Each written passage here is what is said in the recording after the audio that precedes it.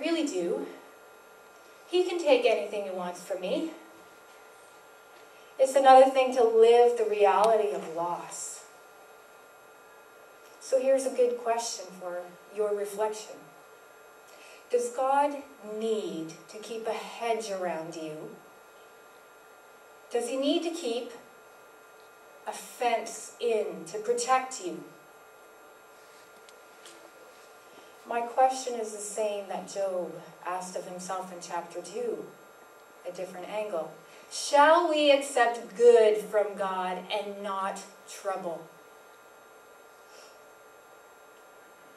I know that you may be sitting here this morning with immeasurable grief. Maybe it's a bit raw. And I haven't delivered a simple and soft discussion this morning.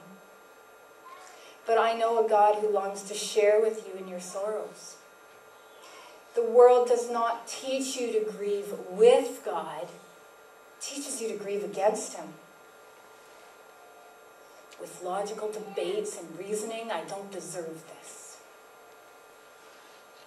What Job's life teaches us is that even though our thinking is wrong and we might be a little bit emotional, grieving honestly from the heart will bring you through a lot of suffering.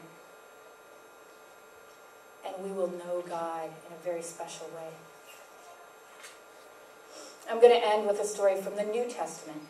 I chose this story because I think it's most applicable to what most of us experience with parents getting sick with cancer and various sorts of illnesses.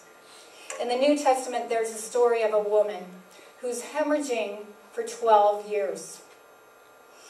She had very poor medical support at that time, understandably, and she was in financial ruin trying to resolve her illness. And she heard that Jesus was going to be coming. And so she was so full of faith, and she went to go see him. But there was a crowd around him, and she was trying to approach him, but she had to push through people. And so she said to herself, you know, if I just touch his cloak, I will be healed. And so she pushed and pushed, and she grabbed the hem of his garment. And there was this power displacement that happened. And Jesus asked, who touched me? The result of her perseverance in Mark 5:33 says this. Then the woman, knowing what had happened to her, came and fell at his feet, trembling with fear, and told him the whole truth. And he said to her, daughter, your faith has healed you. Go in peace and be freed from your suffering. Are you willing to persist with God? Are you willing to keep at it until you experience health in your heart?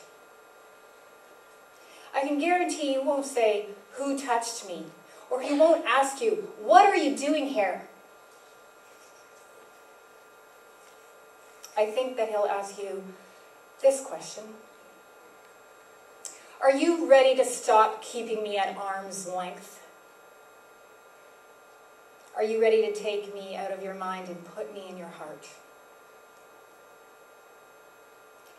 I know that this series has been very hard on many of you. You've been saying it's been very deep.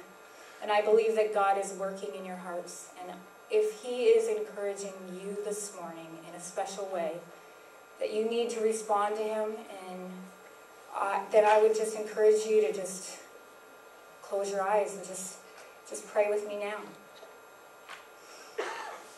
Lord, I have sinned and I have fallen short of your glory. God, I ask you to forgive me and I ask you to cleanse me. Lord, I ask you to be the leader of my life and my Savior, and take me in the way that is everlasting.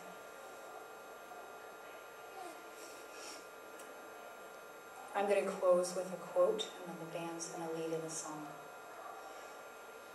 And when you would be tempted to despair and quit the dance floor, saying that you simply lacked the strength or the faith to go on, It is only your real friends who will leave you alone with the one who desires above all to finish the dance with you.